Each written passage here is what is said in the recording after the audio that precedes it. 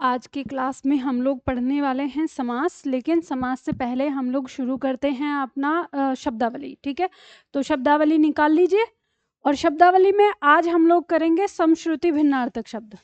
तो समश्रुति भिन्नार्थक शब्द इंडेक्स में देखिए, जल्दी आओ फटाफट। इंडेक्स में देखो कहाँ पे आ रहा है और खोल लीजिए सेट नंबर 1। ऑफलाइन वाले छात्र ये हमेशा ध्यान दें कि क्लास में ना पहले ही आ जाया करो। जो नहीं आते हैं, जैसे अभी आएंगे कुछ महान व्यक्ति, तो उनको समझा देना क्लास से बाद कि भाई आ जाया करो। क्लास का रिदम नहीं बन पाता, क्योंकि क्लास में जब बीच में आते हैं ना डिस्टर्ब लगता है मुझे, तो इसलिए अब मैं आप लोगों का टाइम वेस्ट नहीं करती हूँ। ये बात आप लोगों को पता है कि 5 बजे तो डॉट 5 बजे, ज़्यादा से ज़्यादा 1-2 मिनट का टाइम लग जाता है, या कभी टाइम लगता है तो वो इस वजह से कि ऑनलाइन क्लासेस नहीं हो पाती है, इसलिए जल्दी आओ, जल्दी फटाफट। फिर ये होता है कि अब जब नहीं आते हैं तो मैं सोचती हूँ कि क्लास शुरू की जाए, तो उससे पहले थोड़ा इंतज़ार कर लें। फिर 10-5 मिनट हम ऐसे ही टाइम को निकाल देते हैं, तो ये ध्यान रखना है। और अगर मैंने शुरू कर दिया वो जो काम मैं किया करती थी 2019 में, कि जो बाद में आते थे उनको मतलब आओ खड़े हो जाओ यहाँ सामने, आओ खड़े हो जाओ यहाँ सामने, मतलब जब तक ये मेरी मर्जी रहेगी कितनी देर तक सामने खड़े रखना है। और फिर 10-5 मिनट बाद कि चलो ठीक है, हाँ अब कोई आने वाला नहीं है, तो फिर मैं शब्दावली सुनती थी, तो बैठने का मौका मिलेगा, नहीं तो खड़े होकर क्लास लेनी है, तो उसमें ना पहले ही आ जाते थे। तो ऐसे अगर मैं कर दूंगी तो इसमें फिर ये होता है कि आजकल के बच्चे ऐसे ही भाग जाएंगे, फिर मिलेंगे भी नहीं।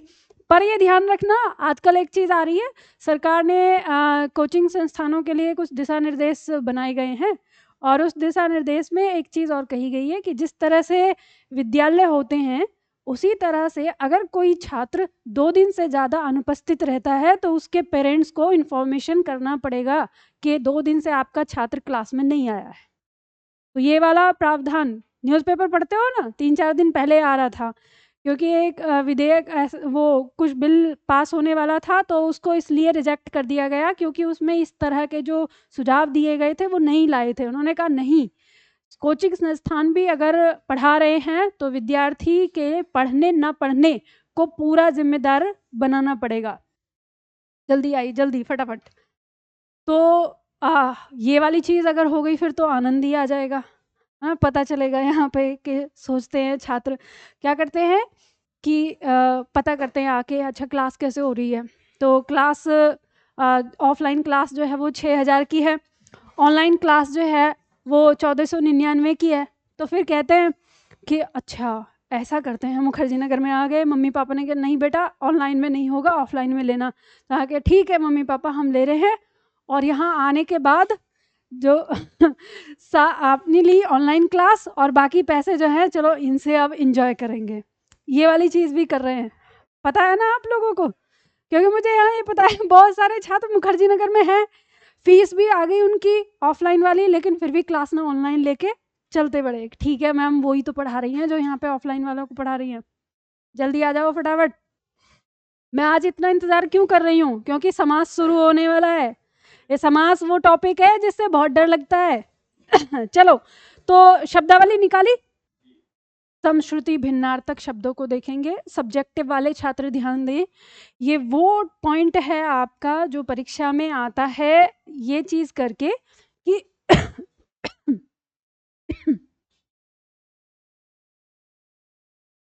इसमें शब्द देकर वाक्य प्रयोग करके इनमें अंतर बताने के लिए आता है। ठीक है, समश्रुति भिन्नार्थक शब्द से। तो कुछ सब्जेक्ट परीक्षाओं में ऑब्जेक्टिव में आपका जोड़ा देकर पूछा जाता है कि इसका अर्थ बताते हुए वाला युग्म बताइए कि किस में अर्थ है। तो जैसे पहला शब्द है हमारा यहाँ पर, शब्द है अली, दूसरा शब्द है ये है अली, ये है अली, ई खींच के रहेगा, और ये है आली। 3 शब्द हैं जो हमें सुनने में कैसे लग रहे हैं, एक जैसे लग रहे हैं, लेकिन इनमें अर्थ अलग अलग है इनका। तो शब्द है अली, इसका अर्थ होता है भ्रमर, और शब्द है अली, इसका अर्थ है सखा। अब जब ऐसा शब्द आए, आपको पता चल गया एक अली का अर्थ है भ्रमर, एक का अर्थ है सखा, लेकिन समस्या ये रहेगी कि किसका होगा। तो ये समझने के लिए आपको शब्द में अंतर समझना है और उसके बाद अर्थ देखना है। तो यहाँ हम देखेंगे कि इनमें अंतर क्या है, कि एक में लघु ई है और एक में दीर्घ ई है। तो फिर अपने दिमाग से ना कोई भी ट्रिक बनाना, जो भी शब्द आपके दिमाग में आए याद करने के लिए। जैसे उदाहरण के तौर पर मैं आपको समझाती हूँ कि हम ये कह सकते हैं कि इसमें छोटी ई की मात्रा है, और भ्रमर जो होता है, भंवरा क्या होता है, छोटा सा होता है ना, छोटा सा कीड़ा होता है। तो आप ये समझ लो कि जिसका अर्थ भ्रमर है उस पर छोटी ई की मात्रा है, क्योंकि भ्रमर जो है छोटा है। और अली, अली का एक अर्थ है सखा, सखा कहते हैं मित्र को, ठीक है, दोस्त को। तो आजकल जो हमारे खास करके पुरुष वर्ग में दोस्त सबसे ज़्यादा इम्पोर्टेंट होते हैं जीवन में, ना, सबसे ज़्यादा महत्वपूर्ण। हालांकि एक सच्चा दोस्त मिल जाए तो हर रिश्ते से बेहतर होता है। तो दोस्त हमारे लिए क्या है, बड़ा है हमारे जीवन में। तो जिसका अर्थ सखा यानी मित्र है उस पर बड़ी की मात्रा, तो ऐसे याद कर लीजिएगा। और फिर अली का स्त्रीलिंग बन जाता है आली, जिसका अर्थ हो जाता है सखी या सहेली, ठीक है। आगे शब्द आता है, शब्द है कांता और कांतार। दो शब्द हैं, एक जैसे लगते हैं देखने में। कांता शब्द का अर्थ होता है सुंदर स्त्री। ये या तो देखो सुंदर के लिए भी आ जाता है और स्त्री के लिए भी, और एक शब्द रख लो, कभी कभी ऐसे आ जाएगा ना, पत्नी, ये शब्द आ जाता है। तो जो कांता है दरअसल वो पत्नी का पर्यायवाची है, ठीक है। तो अब आता है शब्द कांतार। कांतार का मतलब हो जाता है वन, या फिर इसके स्थान पर भयानक स्थान, यानी ऐसा वन जो बहुत ज्यादा घना होता है, जहां डर लगता है, तो उसके लिए प्रयोग करते हैं कांतार, ठीक है। शब्द को याद रख लेना।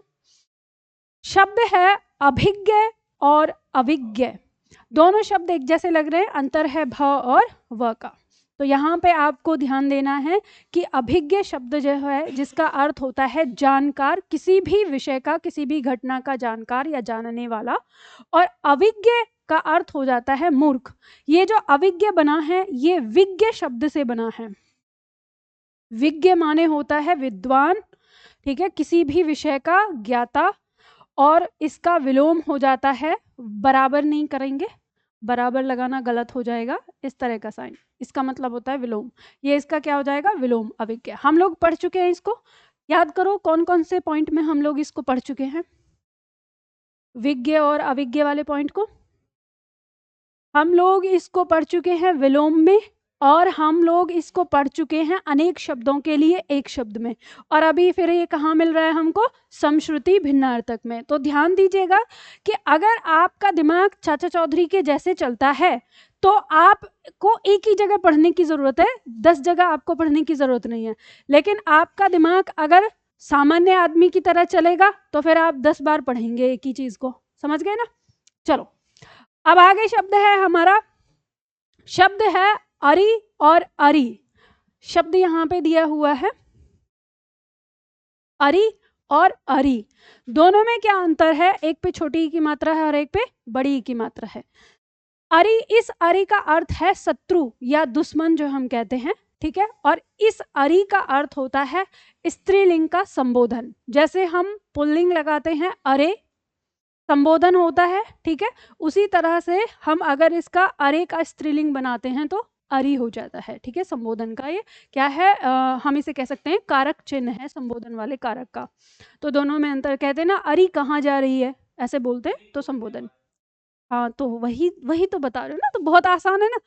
छोटी की मात्रा रहेगी तो वो शत्रु के लिए हो जाएगा। और आपने देखा होगा बनता है, जैसे मान लो हमने शब्द बनाया था मुर प्लस अरि, तो क्या शब्द बनता है बताइए कौन सा बनता है, संधि पढ़ चुके हो, अब इसमें संधि लग रही है अ और अ, तो शब्द क्या बन जाता है, मुरारी।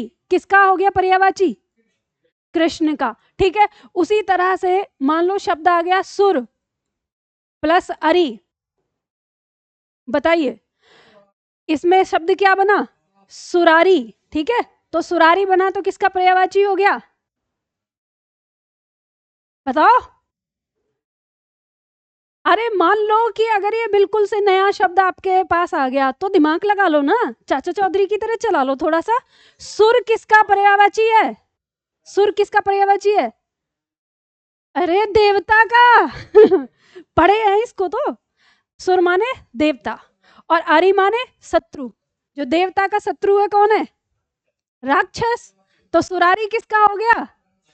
राक्षस का। और इसी तरह से एक शब्द बन जाता है असुर। असुर प्लस अरि तो असुरारी हो जाएगा। तो किसका पर्यायवाची हो गया? अरे देवता का। असुर माने राक्षस, राक्षस का जो दुश्मन है। तो ये शब्द आपकी परीक्षा में पूछे गए हैं कि सुरारी किसका पर्यायवाची है। अब ऐसे कहते हैं, एक छात्र कह रहा था मैम सुरारी जो शब्द है वो अपने मतलब जो ये असुरारी शब्द आता है जिसका मतलब ये है देवता, तो ऐसे दिया हुआ था कि देवता का पर्यायवाची क्या है, तो असुरारी था। तो कह रहा था मैम शकल से देखने में तो राक्षस जैसा लग रहा है। अरे शकल से देखने में राक्षस जैसा कैसे लग रहा है? असुर का अरि यानी असुर का दुश्मन, तो वही क्या हो गया? वो तो देवता। असुरों ने आज तक किसको दुश्मन माना है? देवताओं को। तो ऐसे ही शब्दों को समझना है, समझ गए ना? चलो आगे आता है। अब यहाँ पे हम आगे बढ़ रहे हैं। अगला शब्द है हमारा नीरज और नीरद। शब्द है नीरज और नीरद, दोनों में अंतर। हाँ, अरे ये क्या है? ये अरे माने दुश्मन, ठीक है। तो शब्द ही हुआ ना, सार्थक शब्द। प्रत्यय कहाँ से हो जाएगा? उसका अर्थ आ रहा है ना। तो देखो चलो, दूसरा शब्द है नीरज और नीरद। नीरज माने कमल, नीरद माने बादल। इसमें तो तुक बनाने की कोई जरूरत ही नहीं है, पता है आपको। ज माने जन्मा और द माने धारण करने वाला। तो जो पानी को धारण करता है अर्थात बादल, जो पानी में जन्मा है अर्थात कमल, ठीक है। चलो आगे आता है हमारा अभिन्न या विभिन्न। शब्द दिया हुआ है अभिन्न और विभिन्न। तो देखो भिन्न, यहाँ पे अ लगा है और यहाँ वी लगा है। तो अभिन्न का मतलब हो गया जिसमें कोई भिन्न ना हो, यानी कोई भेदभाव ना हो। तो कहते हैं कि कश्मीर हमारे देश का अभिन्न अंग है, मतलब हम अपने देश से इसमें कोई भेदभाव नहीं कर सकते, ठीक है। और विभिन्न शब्द का अर्थ आ जाता है भिन्न भिन्न प्रकार से। तो आपको यहाँ पे समझना है कि एक शब्द तो भिन्न का पर्यायवाची है और एक शब्द भिन्न का विलोम है। तो विभिन्न तो हो गया इसका पर्यायवाची, यानी विपरीत या पृथक पृथक। भिन्न का मतलब क्या होता है? अलग अलग, पृथक पृथक। और अभिन्न का मतलब हो गया ये, इसका क्या हो गया? विलोम हो गया, यानी जिसमें कोई भिन्नता ना हो, अंतर ना हो। समझ गए? तो शब्दों को देखकर ही आपको समझ जाना चाहिए कि कौन उसका पर्यायवाची है, कौन उसका विलोम है। आगे शब्द आता है दीन और दिन। शब्द है दीन, बड़ी ई की मात्रा। तो यह शब्द अर्थ हो गया इसका गरीब, और दिन माने दिवस, ठीक है।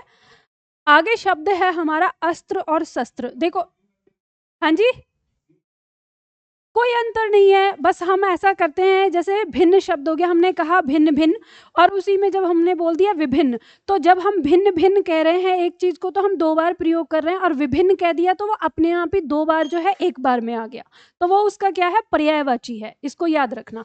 तो चाहे आप भिन्न भिन्न लगाओ या विभिन्न, जैसे मान लो हम कहें कि भारत में विभिन्न प्रकार की भाषाएं हैं, ठीक है। एक तो ये बोल दिया, अब इसी में हम भिन्न लगाते हैं तो हम कहेंगे भारत में भिन्न भाषाएं, तो थोड़ा अधूरा लगता है। फिर हम बोलेंगे कि भारत में भिन्न भिन्न प्रकार की भाषाएं, तो वहां हमें दो बार प्रयोग करना पड़ता है। तो हम दो बार न करके एक बार बोलें तो विभिन्न कह सकते हैं। आगे शब्द हमारा दिया है अस्त्र और शस्त्र। अब देखो, इस शब्द को लेके बहुत ही ज्यादा कंफ्यूजन रहता है और बहुत आता है ये शब्द कि अस्त्र और शस्त्र में क्या अंतर है। तो ध्यान रखना, अस्त्र कहते हैं वो जिसे फेंक कर चलाया जाता है, और शस्त्र होता है वो हथियार जिसे हाथ में पकड़कर चलाया जाता है। तो अब ये नहीं कह सकते कि दोनों एक हैं, दोनों अलग अलग हैं, ठीक है। अंतर होता है। अंतर क्या है उसे समझ लीजिए। जैसे अस्त्र, और पहले तो इनको याद कर लीजिए कि आपको याद कैसे करना है, कैसे याद रहेगा। पता चले कि अभी यहाँ पे रट के गए और फिर कल को फिर भूल गए, तो ट्रिक समझ लो। जैसे हमने कहा शस्त्र, तो शस्त्र में देख रहे हैं ना, तालु श आ रहा है, तो हाथ का मतलब एक तरीके से हम शरीर से लगा सकते हैं, ठीक है। तो शरीर में तालु श और शस्त्र में तालु श, मतलब जिसमें तालु श मतलब वही शरीर से, तो शरीर में टच रहे जो हथियार वो शस्त्र कहलाएगा, और जो शरीर से अलग हो जाएगा वो क्या कहलाएगा? अस्त्र कहलाएगा। तो अब आपने ये देखा होगा कि जब कभी बोला जाता है, अगर हम अस्त्र शस्त्र का प्रयोग करते हैं तो क्या कहते हैं, अपने अस्त्र शस्त्र ले लो। कभी भी आपको ये शब्द एक साथ नहीं, मतलब अलग अलग नहीं दिखेगा कि अपने अस्त्र उठा लो या अपने शस्त्र उठा लो, ये नहीं, अपने अस्त्र शस्त्र ले लो, ये एक साथ बोला जाता है। कैसे, धनुष जो है वो शस्त्र में आएगा, पर धनुष पर चढ़ने वाला तीर अस्त्र में आएगा, क्योंकि वो क्या होता है, अलग हो जाता है, तब वार करता है, धनुष हाथ में ही रहता है। उसी तरह से जैसे भाला आता है, भाले को फेंक के चला दिया जाता है, उसी तरह से तलवार, तलवार हाथ में उसे फेंक नहीं सकते, उसे हाथ से चलाया जाता है। जैसे गदा है, गदा को फेंक के भी चलाया जाता है और हाथ में लेके भी चलाया जाता है कई बार। तो अधिकांश जो आता है तो वो शस्त्र में ही आएगा, क्योंकि हम हाथ में ही लेके उसे चलाते हैं। तो ऐसे बहुत सारे, जैसे गोली है अगर आप बात करें तो उसमें बंदूक और बंदूक के अंदर गोली, तो ये दोनों भी अस्त्र शस्त्र दोनों में आएंगे, क्योंकि बंदूक जो है वो हाथ में लेके चलाई जाएगी और जो गोली है वो फेंक कर जाएगी, यानी उसके माध्यम से। तो ऐसे दोनों अलग अलग होते हुए भी एक दूसरे से जुड़े हुए हैं, और दोनों में क्या अंतर है वो आपको समझ में आ गया।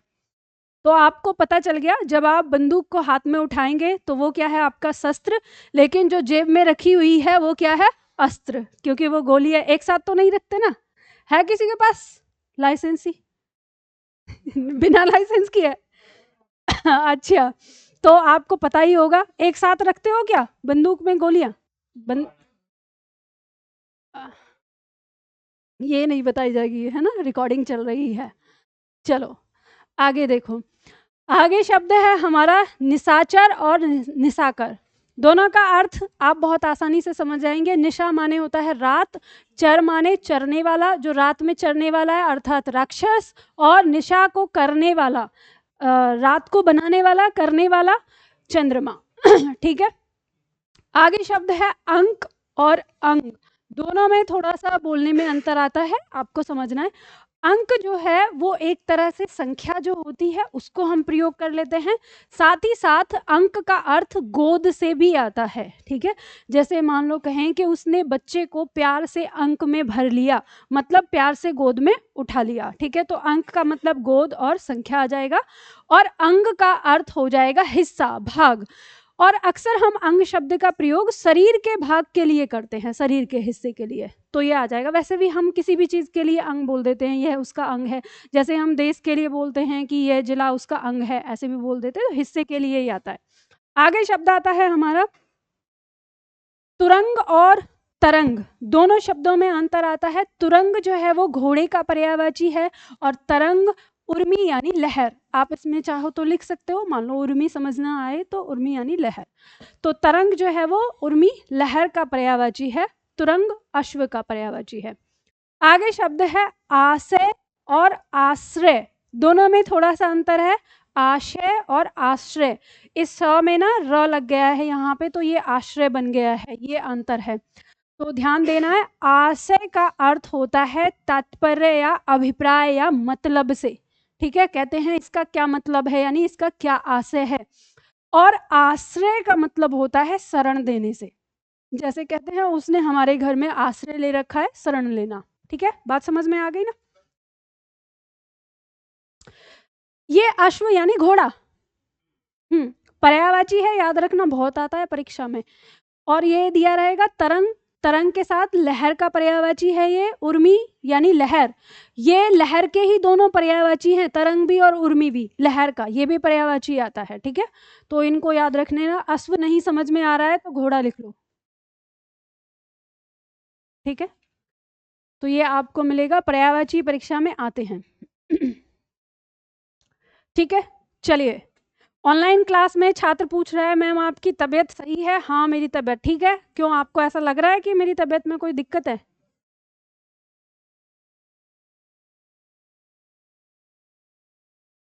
ऐसा हो सकता है कि बार बार मेरे गले में खराश हो रही है इसलिए आप बोल रहे हैं, पता नहीं, शायद मैंने अभी कॉफ़ी पी थी तो उसके लिए, उस वजह से हो सकता है। अरे क्यों नहीं हट रहे हो भाई?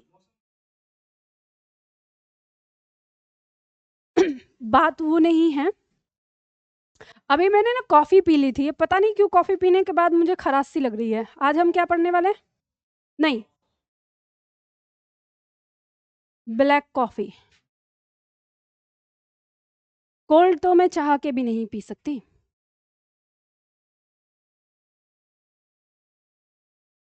बहुत ज़्यादा चीज़ों में परहेज़ करना पड़ता है। आप लोगों को पता नहीं है, बोलने के लिए, पढ़ाने के लिए क्या-क्या चीज़ें कुर्बान करनी पड़ती हैं। बिल्कुल, वो किसी चीज़ में भी है, वो इसमें कोई शक नहीं है। जब आप कुछ भी काम करते हो ना, उस हर चीज़ में संघर्ष है। और जब जैसे मान लो किसी भी व्यक्ति से पूछोगे जाके कि तुम बताओ कि तुम इस चीज़ में, मतलब हमें दूर से देखने में लगेगा वाह क्या बात है, ये चीज़ कर रहे, इतना पैसा है, ये चीज़ है, हमें पैसा दिखता है। लेकिन अगर उससे पूछा जाए तो वो कहेगा अरे बहुत मेहनत है, ये दिक्कत है, वो दिक्कत है। या उसके साथ आप 3-4 दिन अगर गुजार लो तो आपको पता चलेगा कि उतना पैसा कमाने के लिए उसको क्या-क्या सैक्रिफाइस करना पड़ता है।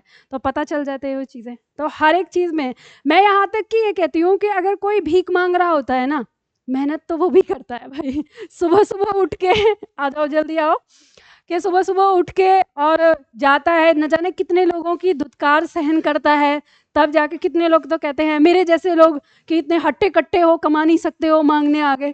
तो ऐसी बातें भी सुननी पड़ती हैं। तो हर चीज़ में मेहनत है। चलो ठीक है, यहाँ पे हम लोग शुरू करेंगे समास। सबसे पहले मुझे बताइए आप में से कितने छात्र ऐसे हैं जिन्होंने आज से पहले समास पढ़ा है और वो समास के बारे में थोड़ा बहुत जानते हैं? किसी ने नहीं पढ़ा? अच्छा, तो कितने छात्र ऐसे हैं कि मैम क्लास तो हमने की है लेकिन समास में ना डर सा लगता है, बस थोड़ा-सा समझ में नहीं आता कि कौन-सा समास किसमें है? या कितने छात्र ऐसे हैं कि मैम हमें नहीं पता, हम तो हिंदी की क्लास में आके बैठे हैं और हमको पता चला है समास नाम की कोई चीज़ हमें पढ़नी है, ठीक है? तो चलो ठीक है। अगर मान लीजिए कि आप क्लास में यहाँ ना आके आपने अगर घर पे पहले प्रीवियस क्वेश्चन पेपर अगर देखे होते तो मैं इसीलिए आप लोगों से कहती हूँ कि आप लोगों को ना यहाँ क्लास में आने से पहले कोई होमवर्क करने की ज़रूरत नहीं है। जब आपको पता चलता है ना कि ये नया टॉपिक शुरू हो रहा है, बस आप उसमें आने वाले प्रीवियस क्वेश्चन पेपर को देखा हो एक बार, विकल्प भी मत देखो, आप उत्तर जानने की कोशिश मत करो, बस प्रश्न देख लो कि प्रश्न वो कैसे पूछ रहा है, कि किस तरह के प्रश्न आते हैं, और बस इतना देख के आ जाओ कि आपको पता चल जाएगा कि हम जब यहाँ पे पढ़ रहे हैं वो हमें समझ में आ रहा है नहीं आ रहा है, ठीक है? तो आपकी परीक्षा में जो समास से प्रश्न आते हैं वो मैं बताती हूँ किस तरह के प्रश्न आते हैं। आपसे प्रश्न करेगा कि घुड़सवार में कौन सा समास है, ठीक है? आपसे प्रश्न करेगा कि देवासुर में कौन सा समास है, या आपसे प्रश्न करेगा कि मुख दर्शन में कौन सा समास है, या आपसे प्रश्न करेगा कि दही बड़ा में कौन सा समास है, या आपसे प्रश्न किया जाएगा कि रेलगाड़ी में कौन सा समास है, राजकुमार में कौन सा समास है, बैलगाड़ी में कौन सा समास है, मालगाड़ी में कौन सा समास है। और ये रेलगाड़ी, बैलगाड़ी, मालगाड़ी देखने में तीनों एक जैसे लग रहे हैं, लेकिन इसमें तीनों में अलग-अलग समास होता है। आपसे प्रश्न करेगा कि माता-पिता में कौन सा समास है। आपसे प्रश्न करेगा कि जैसे स्त्री और पुरुष शब्द दे दिया या भाई-बहन दे दिया, या फिर आपको कहेगा कि लाभ-हानि या दिन-रात इसमें कौन सा समास है। आपसे प्रश्न करेगा कि प्रतिदिन में कौन सा समास है। तो इस तरह के या जैसे आएगा कि आजीवन शब्द में कौन सा समास है।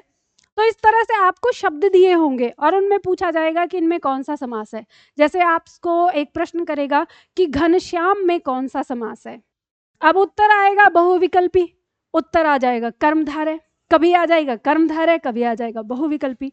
आपसे प्रश्न कर देगा कि दशानन में कौन सा समास है। कभी आपको बहुव्रीहि लगाना पड़ सकता है और कभी आपको द्विगु समास लगाना पड़ सकता है। तो इस तरह के प्रश्न आपके आते हैं और यहाँ पे छात्रों को यही समस्या होती है कि मैम ये इसको लगाएं कैसे, कहीं पे तो कुछ होता है, कहीं पे कुछ होता है, कैसे शब्दों को हम समझें। तो इन सारी चीज़ों को समझने के लिए देखो, ऐसे तो रट्टू तोता बनने के लिए तो रट्टू तोता हम बन जाएंगे, लेकिन फिर 1-2 शब्दों में ही सीख पाएंगे, बाकी शब्दों में नहीं सीख पाएंगे। लेकिन आप ऐसा चाहते हो कि हमें ना 6-7 पॉइंट समझ में आ जाए और फिर जितने भी आने वाले शब्द हैं हम सब में ये पहचान कर लें कि कौन सा समास है इसमें, और समास है भी या नहीं ये हमें पहचान हो जाए। तो क्या रटना पसंद करोगे, 1500 शब्द या 5-6 पॉइंट? 5-6 पॉइंट। तो चलो अब 5-6 पॉइंट समझने के लिए आपको कुछ बेसिक समझना पड़ेगा। अच्छा मुझे एक बात और बता दो पहले ही, समास की क्लास या तो 2 दिन में खत्म होगी जल्दी दौड़ के, या फिर 3 दिन लगेगा। 3 दिन में कोई दिक्कत नहीं है ना? चलो ठीक है। तो अब सबसे पहले आप इसे समझना, चलो मैं अब समास शुरू करती हूँ। तो अब आते हैं हम जो पढ़ रहे थे, याद करो हम लोग शब्द निर्माण की विधि पढ़ रहे थे। शब्द निर्माण की विधि में सबसे पहली विधि हमने कौन सी पढ़ी थी? दिमाग लगाओ, कौन सी पढ़ी थी? हे भगवान, ऐसे तो हो गई आपका बेड़ा पार। शब्द निर्माण में सबसे पहली विधि हमने कौन सी पढ़ी है अभी? संधि। शब्द विभाग हमारा शुरू हुआ, उसमें हमने क्या पढ़ा है? संधि। ठीक है, जब मैंने आप लोगों को संधि की क्लास शुरू करी थी तो उस दिन मैंने आपको एक कहानी बताई थी कि शब्दों का वर्गीकरण, और शब्दों के वर्गीकरण में मैंने आपको बताया था कि हमारे पास जब हम इनकी बनावट के आधार पर देखते हैं तो हमारे जो शब्द हैं वो 3 प्रकार के होते हैं। कौन कौन से? रूढ़ शब्द, यौगिक शब्द और योग रूढ़। तो उसमें मैंने आपको बताया था कि रूढ़ शब्द वे हैं जिन्हें हम मूल शब्द भी कह सकते हैं, मतलब जिनकी उत्पत्ति उसी रूप में हुई है। और यौगिक शब्द वे हैं जो किसी ना किसी या तो 2 शब्दों के मेल से बने हैं, या उनमें किसी मूल शब्द में उपसर्ग या प्रत्यय जुड़कर बना है, या उपसर्ग और प्रत्यय के जुड़ने से बने हैं। तो यानी जो 2 या 2 से अधिक शब्दों के मेल से बने हैं वो हमारे क्या कहलाते हैं? यौगिक शब्द कहलाते हैं। और यौगिक शब्द के बनने को ही हम शब्द निर्माण कहते हैं। ठीक है, शब्द निर्माण हमारा क्या होता है? यौगिक शब्दों का बनना। और ये शब्द निर्माण की 4 विधि होती हैं। कौन कौन सी? संधि, समास, उपसर्ग और प्रत्यय। तो मैंने आपको पहले दिन चारों के बारे में थोड़ी थोड़ी सी चीजें बताई थी कि चारों में कुछ समानताएं हैं और कुछ असमानताएं हैं। समानताएं क्या हैं? समानता ये है कि चारों ही जो शब्द हैं बनने पे अपने मूल शब्दों में या अपने शब्दों के टुकड़ों के अर्थ को नए शब्द में लेकर आते हैं। पॉइंट याद है? कितने छात्र ऐसे हैं जिनको ये पॉइंट समझ में नहीं आया कि मूल शब्द के अर्थ को नए शब्द में कैसे लेके आते हैं? सबको आ गया समझ में? ठीक है, तो समानता ये थी कि चारों में ही जो शब्द हैं, मूल शब्द हो या उसके टुकड़े हों, उनका अर्थ नए शब्द में आता है। ये समानता थी। असमानता क्या थी? असमानता ये थी कि संधि जो होती है वो 2 वर्णों का मेल होती है, जबकि समास जो होता है वो 2 या 2 से अधिक शब्दों का मेल होता है। ठीक है, जैसे हमारी संधि में क्या हो रहा था? प्रथम शब्द का अंतिम वर्ण द्वितीय शब्द का प्रथम वर्ण मेल कर रहा था और उससे विकार उत्पन्न हो रहा था। लेकिन समास में ऐसा कुछ नहीं होता, उसमें 2 या 2 से अधिक शब्द मिलकर एक नया शब्द बना देते हैं। वहीं पे उपसर्ग जो होता है वो मूल शब्द के पहले लगता है, वो शब्दांश है। एक ऐसा शब्दांश जो किसी शब्द के पहले लगता है तो उपसर्ग कहलाता है, और एक ऐसा शब्दांश जो किसी शब्द के बाद में लगता है तो प्रत्यय कहलाता है। ठीक है, तो इनमें ये अंतर था। अब हम जो आज पढ़ रहे हैं वो समास पढ़ रहे हैं। इससे पहले हम लोगों ने पॉइंट पढ़ लिया था संधि का, जिसमें हमने 2 वर्णों का मेल किया था। आज हम 2 या 2 से अधिक शब्दों का मेल करेंगे, और उनमें कोई ऐसा नियम नहीं होगा जैसे आप लोगों ने पढ़ा कि अंतिम वर्ण अ और प्रथम वर्ण अ ऐसे मिलकर आ बनाते हैं। ऐसा कोई नियम नहीं होगा। तो फिर कैसा नियम होगा? तो वो नियम हम समझेंगे कि इसमें क्या नियम होता है। हम यहाँ पे बात करेंगे, शब्द है हमारा समास। समास शब्द का शाब्दिक अर्थ होता है संक्षेप। संक्षेप का क्या अर्थ होता है? संक्षेप का अर्थ होता है छोटा। ठीक है, ध्यान दीजिएगा, अगर आपको समास अच्छी तरह से सीखने हैं और ये जानना है कि सारे शब्दों में समास होता है या नहीं होता, या किन शब्दों में समास है या नहीं है, तो आपको यहाँ से ही पॉइंट को समझना होगा। यानी समास संक्षेप यानी छोटा। तो किसी बड़ी चीज को छोटा करने की प्रक्रिया ही आपकी क्या कहलाएगी? समास कहलाएगी। ठीक है, अब हम इसकी परिभाषा पर ध्यान देते हैं। ध्यान दीजिएगा, कोई भी टॉपिक आप जो पढ़ रहे होते हो उसकी जो की होती है वो उसकी परिभाषा में होती है। अगर आपने उसकी परिभाषा को समझ लिया तो आपको हर चीज समझ में आ जाती है। पॉइंट कह रहा है कि जब 2 या 2 से अधिक शब्द मिलकर एक नवीन शब्द की रचना करते हैं तो इस प्रक्रिया को हम समास कहते हैं। क्या बात समझ में आई आपको यहाँ पर? कि 2 या 2 से अधिक शब्दों को हम छोटा करके कोई एक शब्द बना देते हैं और इसी प्रक्रिया को हम समास कहते हैं। तो अब यहाँ पर ऐसा होगा कि वो शब्द कैसे भी जोड़ तोड़ के बन सकता है, उसमें कोई खास नियम नहीं होगा कि वो कैसे बन रहा है। और ये भी जरूरी नहीं होगा कि एक शब्द जिस आधार पे बन रहा है तो दूसरा शब्द भी उसी आधार पे बनेगा, ठीक है, सबका अलग अलग आधार हो सकता है। फिर उसके बाद आगे दिया है, तथा इस प्रक्रिया से बनने वाले शब्द को हम सामासिक पद कहते हैं। ये आपकी परीक्षा के लिए एक फैक्ट पॉइंट बन जाएगा, या हम सामासिक शब्द कहते हैं। और इस सामासिक पद या सामासिक शब्द को ही हम समस्त पद के नाम से भी जानते हैं, ठीक है, इसको समस्त पद ये भी कह देते हैं, लिखने की जरूरत नहीं है, आगे दिया हुआ है, अब समझना है। तो इस प्रक्रिया से जो बन के नया शब्द आया है उसको हम सामासिक या सामासिक पद या सामासिक शब्द कहते हैं, और इसी को हम समस्त पद के नाम से भी जानते हैं।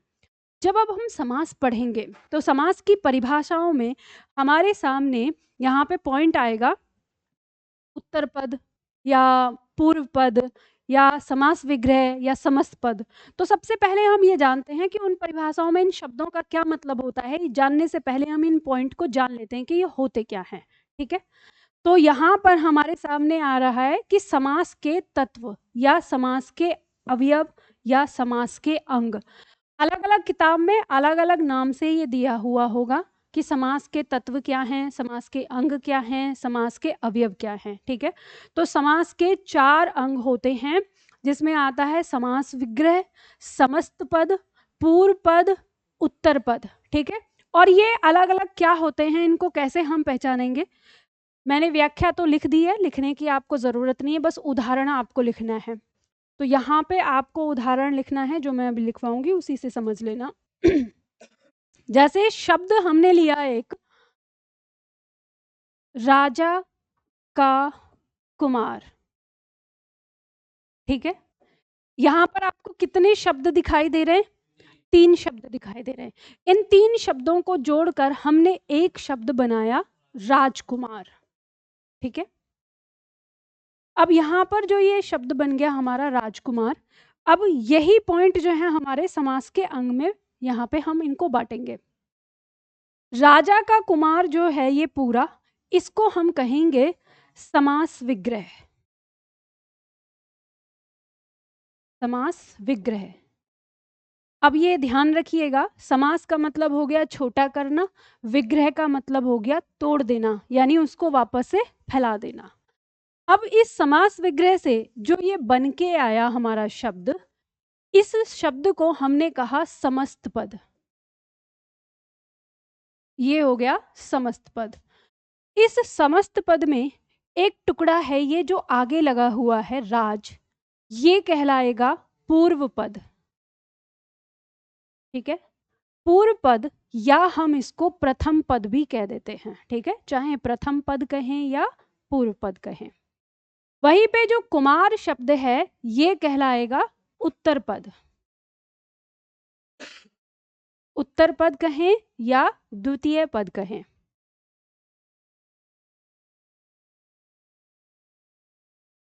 बात समझ में आ गई ना, तो उदाहरण है, इसको उतार लीजिए। और जो भी शब्द आपके सामने आएगा, जब आपको पता चलेगा शब्द के जुड़ने से जो ये टुकड़ा बनेगा, तो उसमें पूर्व पद क्या है और उसका उत्तर पद क्या है, ये आपको समझ में आ जाएगा।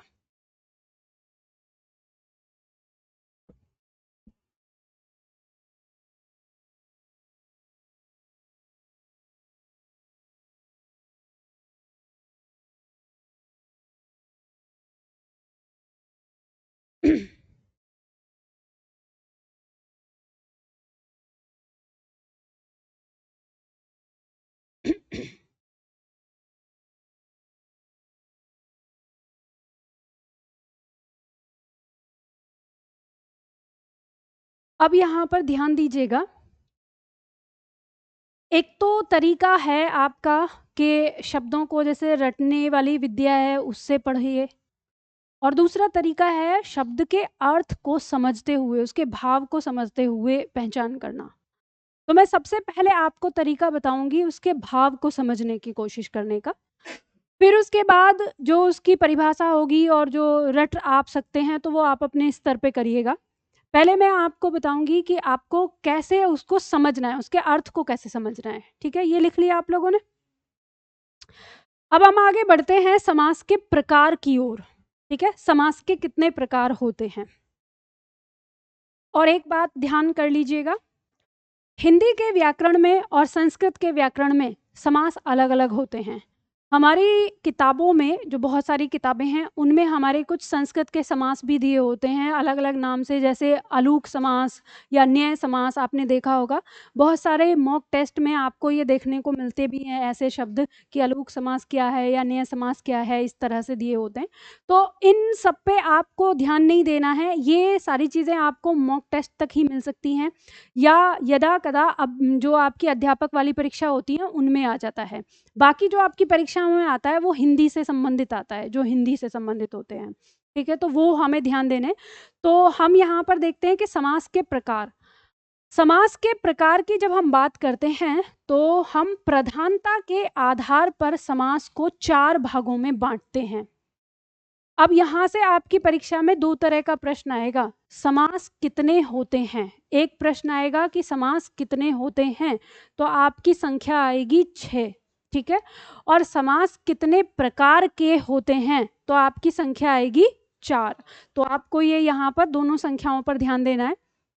जब हम इसकी प्रधानता के आधार पर इसको 4 भागों में बांट लेते हैं, तो किस चीज की प्रधानता, आखिर किस चीज की प्रधानता, तो ये 4 भागों में बटा होता है जिनका पूर्व पद प्रधान होता है। तो जिनका पूर्व पद प्रधान होता है ऐसा समास हमारे पास एक ही है और वो है अव्ययी भाव समास। ठीक है, लिख लीजिए साथ ही साथ, अव्ययी भाव समास। ऐसा हमारे पास एक ही समास है, अव्ययी भाव समास। फिर दूसरा पॉइंट आता है कि दोनों पद प्रधान। तो कुछ समास ऐसे भी होते हैं जिनके दोनों पद प्रधान होते हैं, तो ऐसा समास भी हमारी हिंदी भाषा के अंदर एक ही है और वो है द्वंद्व समास। क्या है? द्वंद्व समास। अगर मैं इस द्वंद्व समास को ऐसे लिख दूं तो इसको आप क्या पढ़ोगे? इसको क्या पढ़ोगे? इतना सोचने लग गए, अरे इसको द्वंद्व ही तो पढ़ोगे। ऐसे सोच रहे क्या पढ़ेंगे, बस मैंने उसको अलग लिखा है ना। तो ध्यान रखना आपकी परीक्षाओं में, ये आजकल की परीक्षाओं में ये द्वंद्व समास ना ऐसे ना लिख के ऐसे लिखा हुआ आता है।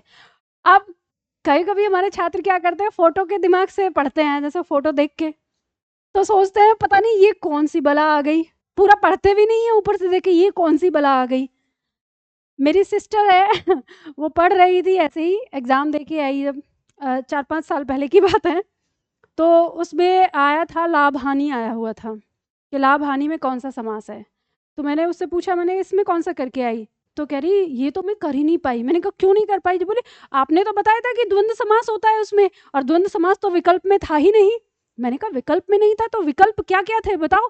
तो कहा एक अव्ययी भाव समास था, एक बहुब्रीहि समास था, एक तत्पुरुष समास था, और एक पता नहीं दंदव्य दंदव्य करके आया था। कौन सा नया था? मैंने कहा वो जो तुम्हारा दंदव्य था ना वही तुम्हारा दिया हुआ था, वो दंदव्य नहीं, वो द्वंद्व लिखा था। तो ऐसी गलती, अब क्योंकि मैं कई बार देखती हूँ अपने आसपास के जो छात्र आके बताते हैं, उन्हीं की गलतियों से समझ में आता है कि ये गलती कर सकते हो, तो लिख लो उसको। ठीक है, आगे देखो, दोनों पद अप्रधान। अप्रधान का मतलब गौण। गौण का अर्थ क्या हो गया? कम महत्वपूर्ण, जो प्रधान ना हो या जिसका महत्व ना हो। तो दोनों पद प्रधान जिसके नहीं होते हैं ऐसा भी हमारे पास एक ही समास होता है और वो होता है बहुव्रीहि। ठीक है, बहुव्रीहि समास। फिर उसके बाद आता है उत्तर पद प्रधान। उत्तर पद प्रधान यानी जिसमें दूसरा पद प्रधान होता है, तो हमारे पास ऐसे 3 समास होते हैं। सबसे पहले आता है हमारा तत्पुरुष समास। ठीक है,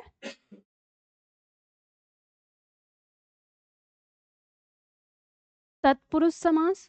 अब तत्पुरुष समास के ही 2 उपभेद होते हैं, जो आता है हमारा द्विगु समास। ये व है, ये ध्यान रखिएगा, द्विगु समास और कर्मधारय समास।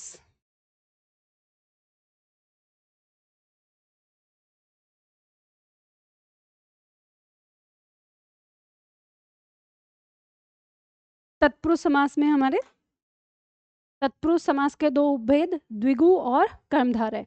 तो उत्तर पद प्रधान जिनका होता है ये 3 हमारे हो जाते हैं। अब ध्यान रखिएगा कि 1 नंबर का प्रश्न आपका यहीं से क्लियर हो जाता है। आपकी परीक्षा में ऐसा प्रश्न आता है कि निम्न में से वह समास बताइए जिसका उत्तर पद प्रधान है, या निम्न में से वह समास बताइए जिसका पूर्व पद प्रधान है, या दोनों पद प्रधान हैं, या दोनों में से कोई पद प्रधान नहीं है, उसको आता है अन्य पद प्रधान। ठीक है, ये जो हमारा आता है इसको हम कई बार अन्य पद प्रधान भी कह देते हैं। तो ब्रैकेट में लिख लो, बाई चांस कभी आपको याद ना रहे, अन्य पद प्रधान, तो ये आपके दिमाग में पड़ा रहेगा। अन्य पद प्रधान या तीसरा पद प्रधान, इस तरह से कुछ भी आता है।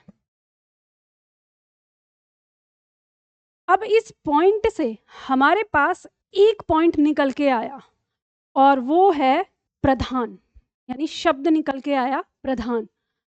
इस प्रधान का मतलब आप समझते हो क्या होता है? तो ये अगर आप लोगों ने ये पॉइंट समझ लिया कि प्रधान क्या होता है और कैसे प्रधान, यानी जैसे हम कह रहे हैं यहाँ हमने कहा कि इसमें पूर्व पद प्रधान है, तो हमें उस शब्द में ये पता चल जाए कि कैसे पूर्व पद प्रधान है, या वो कहे कि दोनों पद प्रधान है तो कैसे दोनों पद प्रधान है, या कहे कि उत्तर पद प्रधान है तो हमें पता चले कि कैसे उत्तर पद प्रधान है।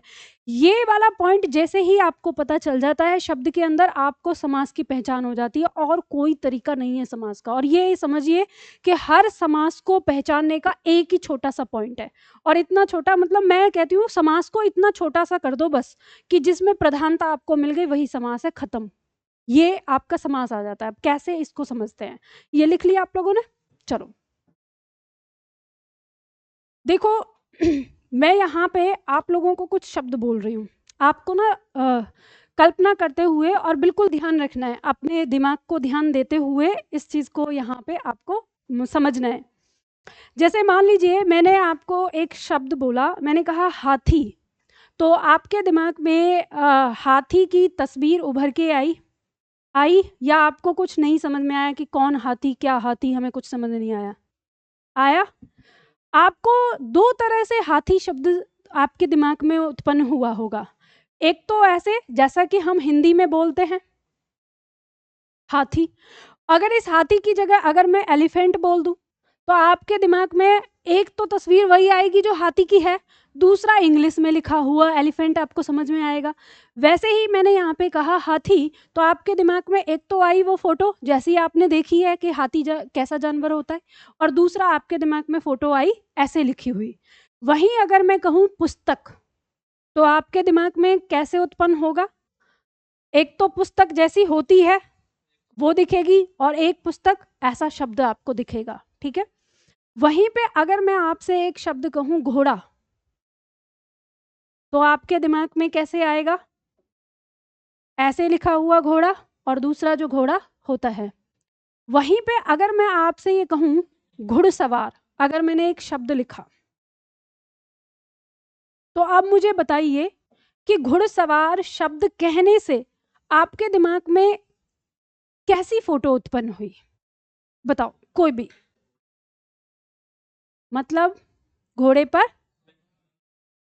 तो आपको ऐसा दिख रहा है कि घोड़े पर कोई बैठा हुआ व्यक्ति है, तो घोड़ा भी दिख रहा है या आपको वो व्यक्ति ही दिख रहा है? दोनों दिख रहे हैं। आपका जो ध्यान है वो किसकी तरफ जा रहा है? घोड़े की तरफ जा रहा है या व्यक्ति की तरफ जा रहा है? व्यक्ति की तरफ जा रहा है। तो अब यानी ये जो शब्द है घुड़सवार, ये हमारा एक शब्द से नहीं दो शब्दों से मिलकर बना है। ठीक है, इसमें एक घोड़ा शब्द का प्रयोग हुआ है और एक सवार शब्द का प्रयोग हुआ है। तो ये जो दो शब्दों से मिलकर बना है, और इसमें जो हमारा ध्यान है वो किसकी तरफ जा रहा है? सवार की तरफ जा रहा है। अब मैं आपसे ये पूछूं कि ये बताइए मुझे कि ये जो सवार शब्द है यहाँ, आप इसको कौन सा पद लेंगे, पूर्व पद की उत्तर पद? क्या लेंगे? उत्तर पद, यानी ये उत्तर पद है, तो आपके इस शब्द में जो प्रधानता है वो उत्तर पद की है। समझ गए? क्योंकि आपका दिमाग जो है वो किसकी तरफ जा रहा है, सवार की तरफ। तो इसमें जो प्रधानता है वो उत्तर पद की है, और उत्तर पद की प्रधानता में कौन सा समास है, देखो जल्दी। सिर्फ तत्पुरुष नहीं है, और भी है, कर्मधारय भी है, दुगु भी है, और तत्पुरुष भी है। तो अब आपको एक बात तो यहाँ समझ में आ गई, ये तय हो गई कि इस शब्द में आपके इन तीनों में से कोई एक समास है। ठीक है, तो बात समझ में आई। मैं यहाँ पे दूसरा शब्द लिखती हूँ आपको बताना है। जैसे मान लीजिए मैंने यहाँ पे शब्द लिखा युद्ध क्षेत्र, ठीक है,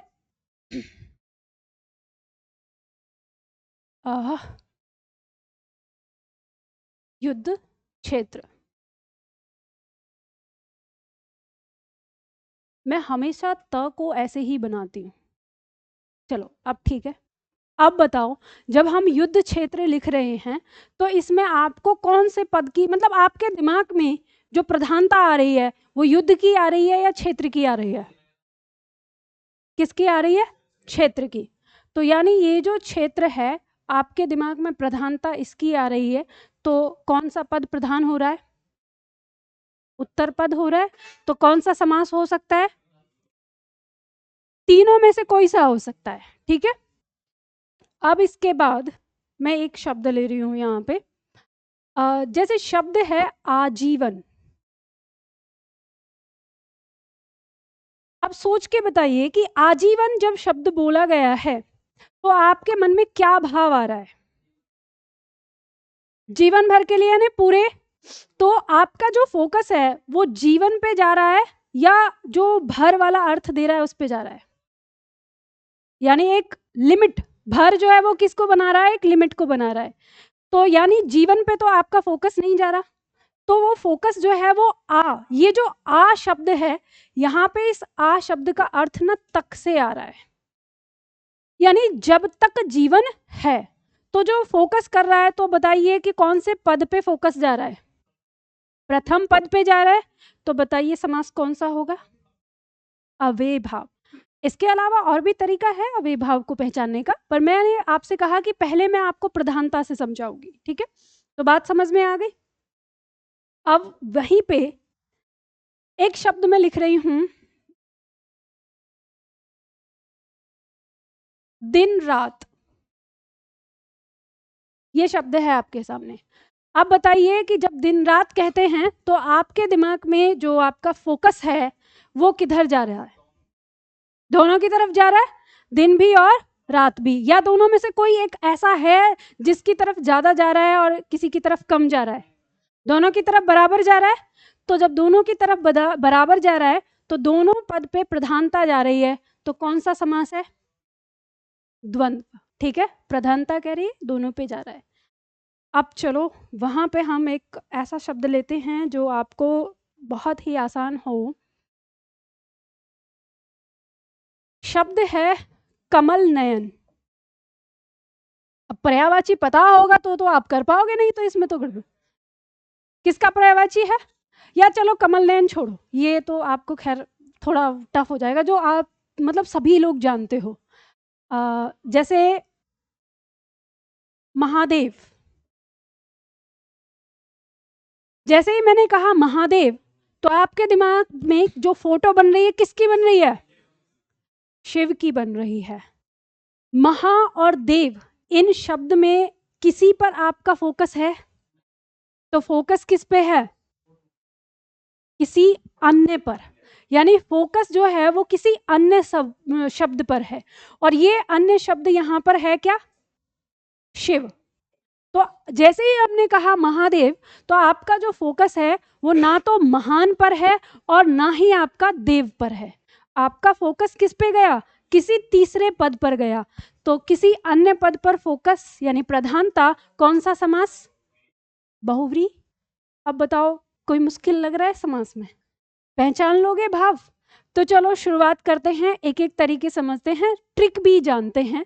क्योंकि ऐसा हो सकता है आप में से कुछ छात्र ऐसे भी होंगे जो बैठे होंगे, देखो मैम हमको तो सारे शब्दों में फोकस लग रहा है, हमको यहाँ पे महान में भी फोकस लग रहा है, क्योंकि हमको पता है हमारे महादेव जो है वो महान है, हमें इससे नहीं समझ में आ रहा कि शिव कहाँ जा रहा है या देव कहाँ जा रहा है, हमें इतना पता है कि वो देवताओं में महान है, हमारा फोकस इसी बात पे जा रहा है।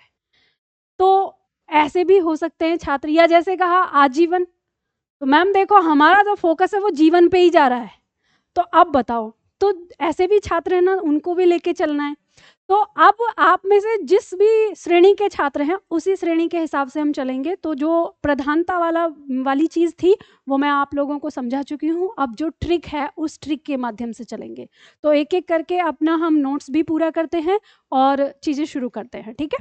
चले, तो हम लोगों ने यहाँ पे ये समझ लिया, अब हम एक एक करके इनको आगे बढ़ेंगे। तो सबसे पहला समास, ध्यान रखिएगा मैंने यहाँ पे समास की जो संख्या है यानी क्रम जो इसमें रखा है वो इस हिसाब से रखा है ताकि आपको एक एक करके ना समझ में आ जाए। जैसे ही हमने प्रधानता के आधार पर लिया है, किताबों में क्रम आपको आगे पीछे मिल सकता है लेकिन क्रम कभी आपकी परीक्षा में पूछा नहीं जाता। तो हम सबसे पहले यहाँ पे ले रहे हैं अव्ययी भाव समास को। तो अव्ययी भाव समास की परिभाषा लिखिए, लिखिए इसकी परिभाषा, जिस समस्त पद में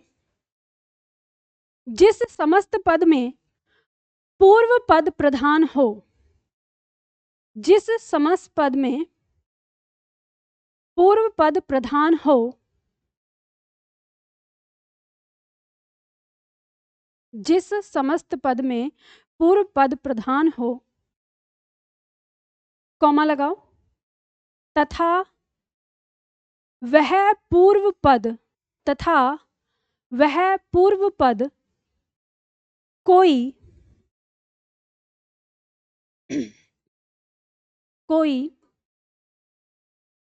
अव्यय शब्द, ब्रैकेट में लिखिए अविकारी, ठीक है? अव्यय शब्द का दूसरा नाम होता है अविकारी। कहीं ऐसा हो सकता है अविकारी शब्द अब जाने, तो क्या लिखा आपने? मतलब वह पूर्व पद कोई अव्यय शब्द, ठीक है, ब्रैकेट में अविकारी, अथवा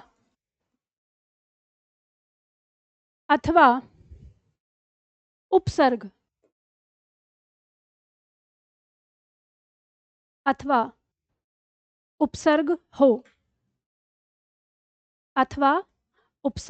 हो, कॉमा, तो वहां अव्ययी भाव समास होता है। तो वहां अव्ययी भाव समास होता है। तो वहां अव्ययी भाव समास होता है। दीपम रफ कॉपी लेके लिखते भी रहा करो, इससे तुम्हें ना हैबिट बनेगी, है ना? हाँ ठीक है, क्योंकि ऐसा होता है मान लो शब्दों में कोई ऐसा शब्द आए जिस, तो प्रैक्टिस होती रहेगी साथ के साथ। चलो ये हो गया, वहां अव्ययी भाव समास होता है, पूर्ण विराम लगा दीजिए। ये तो हो गई इसकी परिभाषा, ठीक है? अब आप कहेंगे कि मैम इतना सरल अगर ये हमारा समास है तो फिर इसमें इतना डर क्यों लगता है, कंफ्यूजन क्यों होता है? तो जहां पे कंफ्यूजन होता है उस पॉइंट के लिए लिखो अगला पॉइंट बना के, अगला पॉइंट बना के आपको लिखना है, किसी शब्द की आवृत्ति होने पर, किसी शब्द की आवृत्ति होने पर भी अव्ययी भाव समास होता है। किसी शब्द की आवृत्ति होने पर भी अव्ययी भाव समास होता है।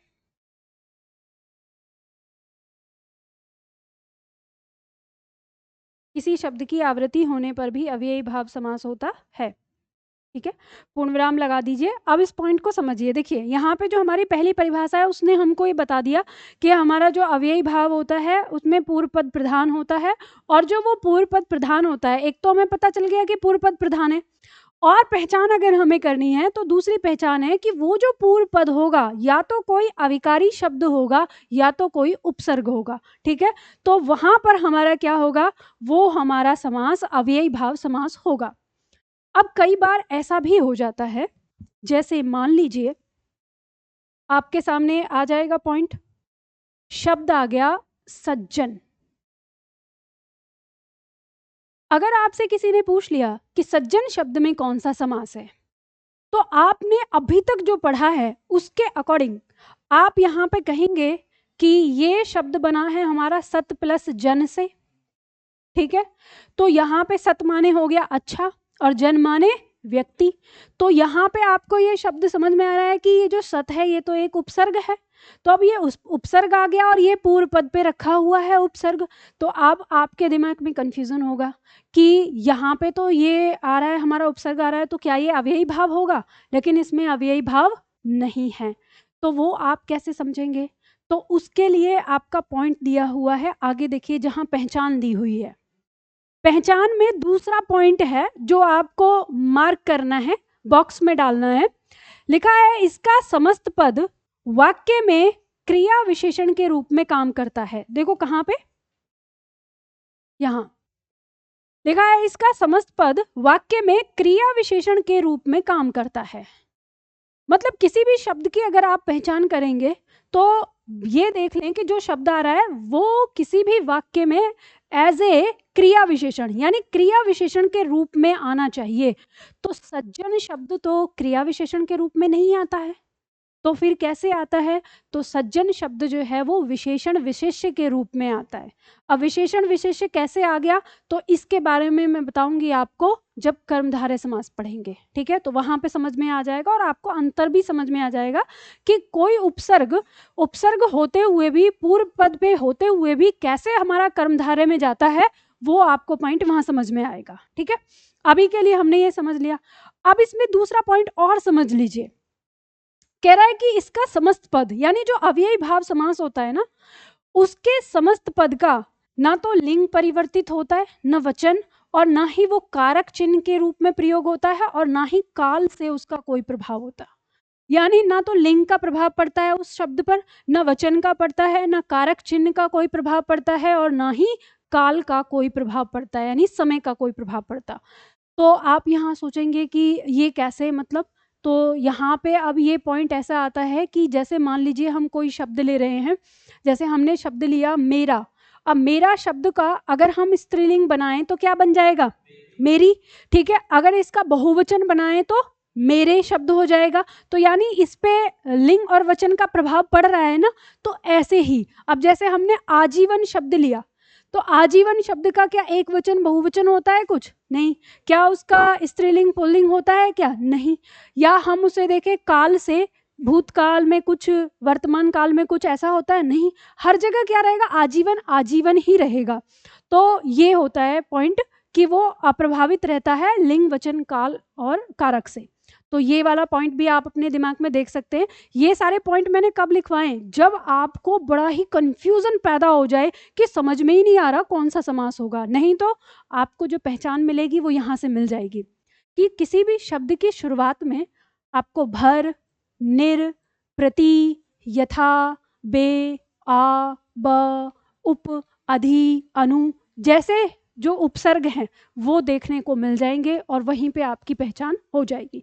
और ये जो और मैंने जितनी भी पहचान बताई है ये तब के लिए है जब समस्या खड़ी हो जाए और आपको समझ ही ना आ रहा हो कि कौन सा समास इसमें रहेगा, है ना।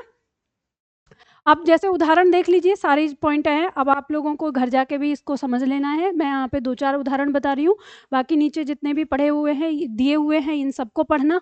इसके अलावा कोई और बुक आपके पास है और उसमें अगर लिस्ट दी हुई होगी तो उसमें पढ़ना। हालांकि सारी लिस्ट आपको इसी में मिल जाएगी। हाँ, वो भी मैं बताऊंगी, अभी उसका उदाहरण बताऊंगी। अभी तो मैंने आपको ये परिभाषा बताई, अब मैं उदाहरण बता रही हूँ ना, समझ लो। शब्द दिया है जैसे आजीवन, तो आजीवन में आ गया, आ पे फोकस जा रहा है और ये उपसर्ग भी है। आमरण, इसमें भी आ उपसर्ग है। निर्विवाद में निर उपसर्ग है, ठीक है। यहाँ पर प्रतिदिन में प्रति उपसर्ग है। लाजवाब में ला उपसर्ग है। अकारण में अ उपसर्ग है, ठीक है। इसी तरह से प्रतिघात में प्रति उपसर्ग है। भरपेट में भर, निर्भय में निर, प्रत्यक्ष। अब देखो ये देखने में आपको नहीं मिल रहा है, अब ध्यान दीजिएगा। ऐसे भी कुछ शब्द होते हैं जिनमें समास भी है और संधि भी है, तो यहाँ पे संधि आ रही है, तो ऐसे के सामने संधि विच्छेद लिख लेना। ये किससे बना है? प्रति प्लस अक्ष से बना है। अक्ष का मतलब यहाँ आंख से है, तो ई का मेल अ से होने पर ई य में बदल गया, इसीलिए शब्द प्रत्यक्ष आ गया। ठीक है, तो इसके अंदर यानी आंख के आगे यानी आंख के समक्ष ही क्या कहलाता है? प्रत्यक्ष कहलाता है। और प्रत्यक्ष शब्द अपने आप में एक क्रिया विशेषण के रूप में प्रयोग होता है, इसलिए हमने इसको यहाँ पर भी रखा है कि हाँ ठीक है ये समास है। अब आपकी परीक्षा में यहाँ से प्रश्न ऐसा भी आ सकता है कभी कि प्रत्यक्ष शब्द में कौन सी विधि लगी है, समास विधि या संधि विधि? तो बताइए कौन सी बताओगे?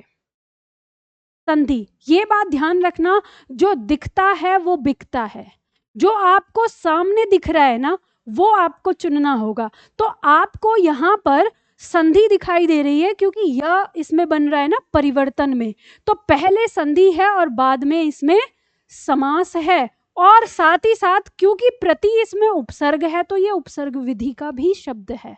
तो आपसे यह भी पूछा जा सकता है कि इसमें कौन सा उपसर्ग है।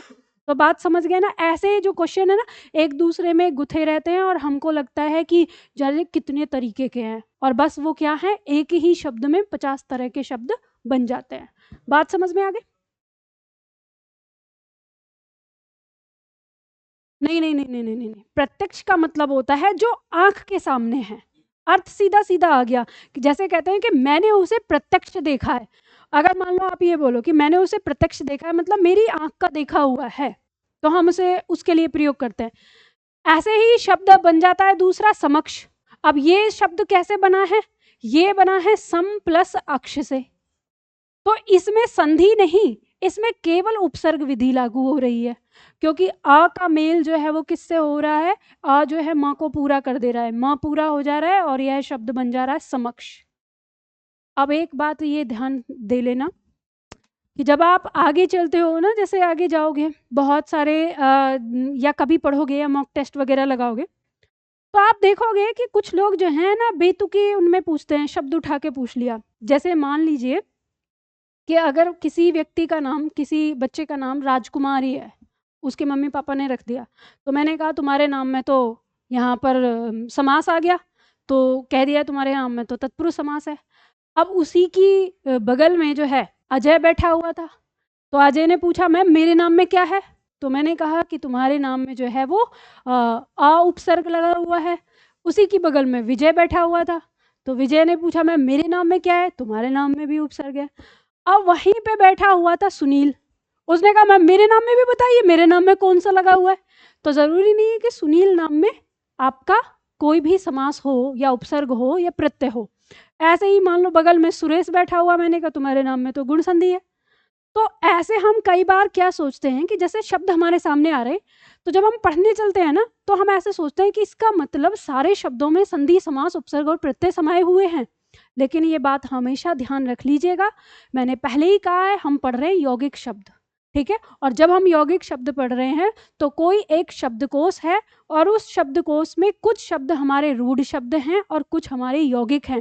तो सबसे पहले तो वहीं पे बात खत्म हो जाती है कि अगर हम 100% शब्दकोश को लें तो उसमें से 50% रूढ़ हो सकते हैं और 50% यौगिक हो सकते हैं। तो यहाँ पे ही हमारी बात खत्म हो जाती है कि 50% ऐसे शब्द हमारे आएंगे जिनमें कोई संधि समास उपसर्ग प्रत्यय नहीं होगा। तो फिर आपका सवाल होगा अगला कि मैम फिर हम पहचान कैसे कर पाएंगे सारे शब्दों में कि इनमें सच में ही हमारा समास है कि नहीं?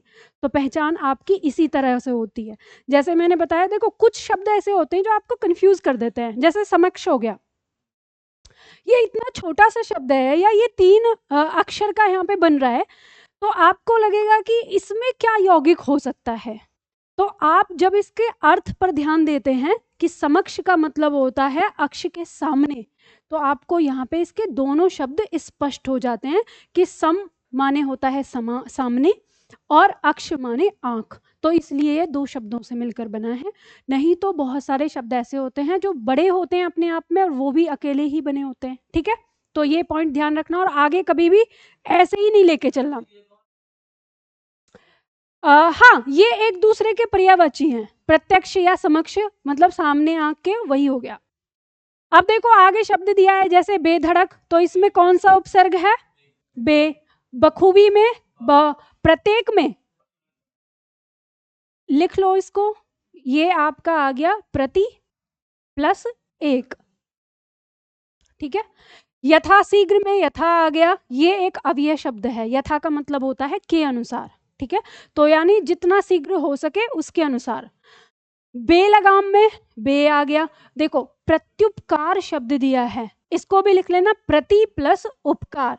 उपकार के बदले में किया गया उपकार प्रत्युपकार कहलाता है, ठीक है। इसी तरह से यथाशक्ति, यथा स्थान, यथा स्थिति, ये तो यथा शब्द को पहचानते ही आप लगा लोगे। अब उसके बाद हमने एक पॉइंट लिखा कि शब्द की आवृत्ति होने पर, तो कैसी, किस प्रकार की आवृत्ति में हमारा अव्ययी भाव समास बनेगा। तो जैसे देखो शब्द दिया है बारंबार। बारंबार शब्द का अर्थ क्या होता है, बार बार। कोई चीज जो बार बार हो रही है या कई बार हो रही है तो उसको हम एक शब्द बना देते हैं, तो इसमें हमारा क्या हो जाएगा, अव्ययी भाव हो जाएगा। जैसे शब्द दिया है दिनों दिन, यानी एक दिन के बाद दूसरा दिन, फिर उसके बाद दूसरा दिन, फिर दूसरा दिन। तो कहते हैं ना कि अरे वह व्यक्ति तो पता नहीं क्या कर रहा है, दिनों दिन तरक्की होती जा रही है। तो यहाँ पे दिनों दिन जो है ये क्या हो गया हमारा, ये समास हो गया अव्ययी भाव। और ये हमारा प्रयोग होगा जब भी, तो ये किस में होगा, ये अव्यय शब्द के रूप में होगा। अब आपको एक पॉइंट और यहाँ पे समझ में आती है, अगर आप अपना दिमाग चाचा चौधरी की तरह चलाते हो तो, कि अगर हमने यहाँ पर जो ये शब्द पढ़े ना, जितने भी यहाँ दिख रहे हैं शब्द, ये सब के सब आपके क्या हैं, क्रिया विशेषण हैं। समझ गए। अव्ययी भाव समास के अंदर जितने आपके शब्द दिए हैं, सबके सब, चाहे सकल से छोटे लगें सकल से बड़े लगें, सबके सब शब्द जो हैं वो क्या हैं, वो क्रिया विशेषण हैं। और क्रिया विशेषण आपकी परीक्षा के लिए मोस्ट इम्पॉर्टेंट, अति महत्वपूर्ण पॉइंट है, याद रखिएगा। परीक्षा में बहुत आता है और ये पूछा जाता है वाक्य देकर कि इसमें कौन सा शब्द जो है वो आपका क्रिया विशेषण है, और छात्र समझ नहीं पाते। तो अगर आप अपना दिमाग चलाते रहेंगे तो आपको समझ में आ जाएगा कि समझना बहुत आसान है। लिस्ट तो मिलेगी मिलेगी, इसके अलावा शब्द भी है। अब जैसे आ गया कानो कान, कहते हैं इस बात का पता कानो कान नहीं चलना चाहिए, मतलब एक कान से दूसरा कान। तो यहाँ पे आवृत्ति है कान के आवृत्ति होने की। तो कान शब्द अगर हम अकेला देखेंगे सिंगल, तो हमको ये पता चलता है कि संज्ञा शब्द है, लेकिन कान की आवृत्ति होने के कारण कानो कान शब्द में कौन सा हमारा समास बन गया, अव्ययी भाव समास। ठीक है, समझ में आ रहा है। ऐसा लग रहा है कुछ दिमाग पे कि जैसे उड़ा। अच्छा, बहुब्री इसलिए नहीं हो सकता कि बताओ दिनों दिन, अर्थात हमें तीसरा पद चाहिए। अगर तीसरा पद नहीं आएगा तो बहुब्री नहीं है। तीसरा पद समझ रहे हो ना, जैसे महादेव अर्थात शिव, तो दिनों दिन अर्थात क्या, ये याद रखना, दिनों दिन अर्थात क्या, कानो कान अर्थात क्या, हमें वो अर्थात चाहिए। अगर अर्थात नहीं है तो फिर नहीं होगा। हर चीज की अपनी एक कंडीशन है, बिल्कुल स्पष्ट है। और यहाँ पे जैसे तुमने सवाल किया ना कि दिनों दिन में बहुव्रीहि क्यों नहीं हो सकता, या कानो कान में बहुव्रीहि क्यों नहीं हो सकता, क्योंकि इसमें दोनों पदों पे हमें प्रधानता नहीं नजर आ रही, कहीं पे भी नहीं लग रहा हमको ऐसा। या हम ये कहें कि ऐसा तो कुछ खास बात नहीं हो रही है इसमें प्रधानता को लेकर, जैसे पूर्व पद में होती है, तो हम ऐसा सोच लेते हैं कि इधर बहुव्रीहि हो जाएगा क्या। लेकिन आपको ध्यान देना है, बहुव्रीहि ने स्पष्ट कहा है कि मुझे अर्थात पद चाहिए, अन्य पद। और जब तक आपका अर्थात पद नहीं आएगा तो बहुव्रीहि की परिभाषा पूरी नहीं होगी। लेकिन अव्यय भाव की होती है। वो कैसे होती है, क्योंकि वो खुद कहता है कि अव्ययी भाव समास वाक्य में क्रिया विशेषण के रूप में प्रयोग होता है। तो वाक्य में क्रिया विशेषण के रूप में प्रयोग हो रहा है, तो कानो कान दिनों दिन बारंबार हो रहा है क्रिया विशेषण के रूप में प्रयोग। ठीक है, तो ये आ जाता है। हाँ जी, कारक मतलब जो ऊपर लिंग वचन और कारक की हम बात कर रहे थे। हाँ हाँ, वो कारक चिन्ह है। ठीक है, कारक चिन्ह जब हम पढ़ेंगे ना पद के भेद, तो उस समय समझाऊंगी। जैसे आपका ये होता है में, पर, से, का, की, के, ये सब कारक होते हैं आपके। ठीक है, इनको कारक कहते हैं। जो ये जो आप पढ़ते हो ना, ने, से, में, पर, का, की, ये इस तरह के। ठीक है, और इनके बारे में विस्तार से तो पढ़ेंगे, आता है परीक्षा में। अब देखो एक पॉइंट, लूटम लूट, यानी लूट के बाद लूट, कहते हैं ना लूटम लूट मचा रखी है। तो यहाँ पे भी आपका आवृत्ति है शब्द की। अब ये तो ऐसी आवृत्ति थी जो समझनी पड़ेगी, लेकिन कुछ आवृत्ति स्पष्ट दिखती हैं, जैसे घड़ी घड़ी। अरे ये तो घड़ी घड़ी नौटंकी करता है, तो घड़ी घड़ी, धीरे धीरे, एक एक, दो दो। हालांकि इन शब्दों में समास बनने की कोई मतलब नहीं है ना? कैसे? क्योंकि हम उसका आवृत्ति कर रहे हैं, ये सारे के सारे शब्द हमारे क्रिया विशेषण में ही प्रयोग होते हैं, तो इसलिए हमारे जो शिक्षक समाज है उन्होंने ज़बरदस्ती करके ना इसको समास में रख दिया है, क्योंकि यहाँ पर ये शब्द ना समास के उस नियम को भूल जाते हैं जो समास शब्द में निहित है, छोटा करना। अब जैसे आप ये कहो कि धीरे धीरे, धीरे धीरे का समास विग्रह भी तो होना चाहिए ना, और समास क्या होगा? धीरे धीरे समास विग्रह। तो वही समस्त पद, वही समास विग्रह कैसे होगा ये? जब तक किसी समास में आपके चारों अंग उपस्थित नहीं होते तब तक वो शब्द समास विग्रह मतलब समास नहीं होता। लेकिन हमारा जो शिक्षक समाज है पता नहीं कैसे शब्दों की बना देता है ऐसे ही लिस्ट। तो इसमें आप लोगों को अब ये रट लेना है, क्योंकि मैं ये बात आपको इसलिए बता रही हूँ क्योंकि मुझे मेरे छात्रों से थोड़ा सा लगता है डर, क्योंकि जैसे मैं समझा रही हूँ ऐसे ऐसे समझने के बाद हो जाता है उनका दिमाग तेज।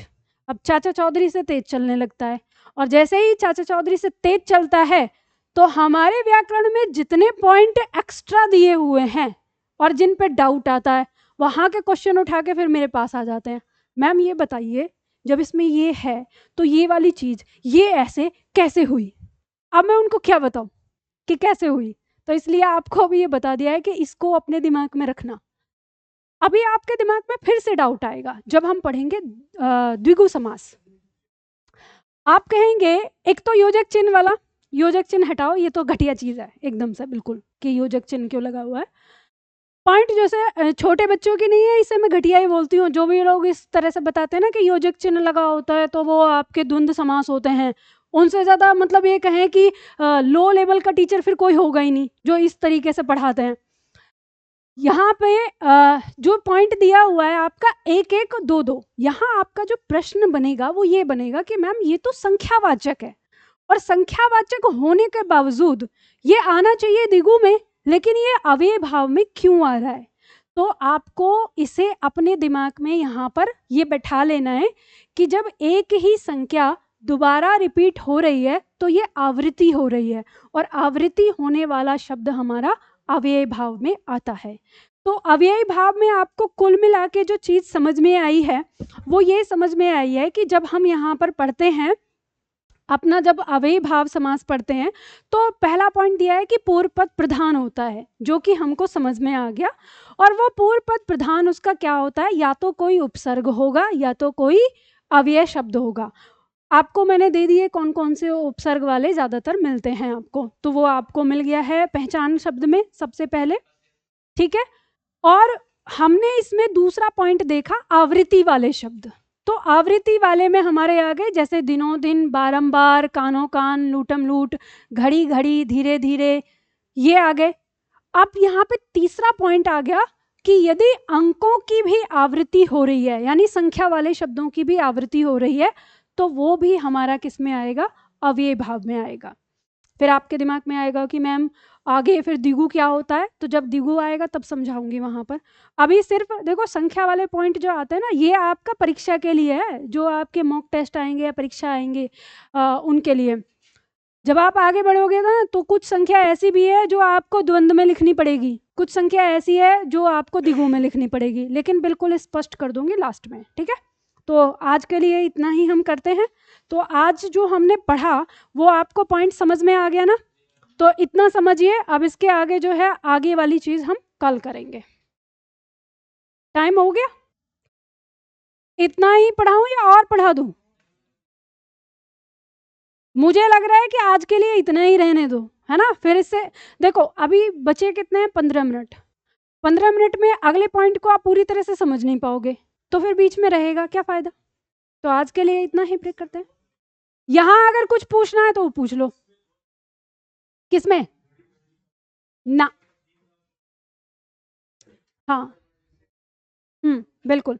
द्वंद्व जो है, द्वंद्व शब्द का मतलब क्या होता है? द्वंद्व का मतलब होता है झगड़ा, और जिन दो चीजों के बीच झगड़े की संभावना होगी वही द्वंद्व होगा। क्रिया विशेषण क्या होता है? ये अच्छा सवाल है आपका। अभी इतना समझ लो कि जो हमने शब्द पढ़े हैं इनको हम क्रिया विशेषण में रख रहे हैं।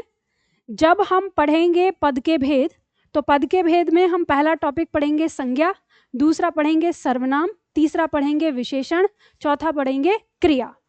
फिर उसके बाद क्रिया के बाद आएगा हमारा क्रिया विशेषण, ठीक है। फिर आएगा हमारा क्रिया विशेषण में ही संबंध बोधक, फिर समुच्चय बोधक, फिर विश्वादि बोधक। तो वहां पे हम जो अविकारी शब्द पढ़ेंगे वहां हमारा क्रिया विशेषण आएगा, तो हम वहां पढ़ेंगे।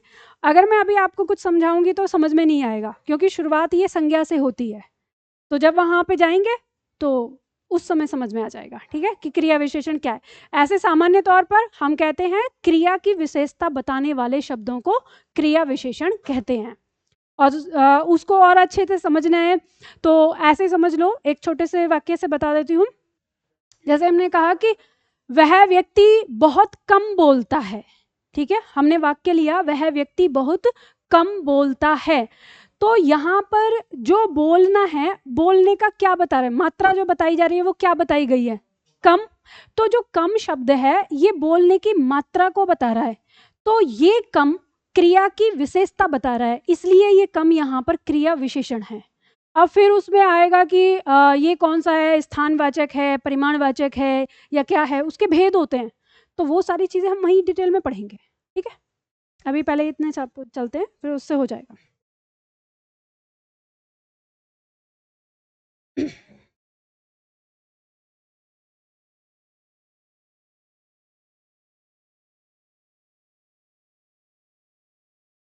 नमस्ते।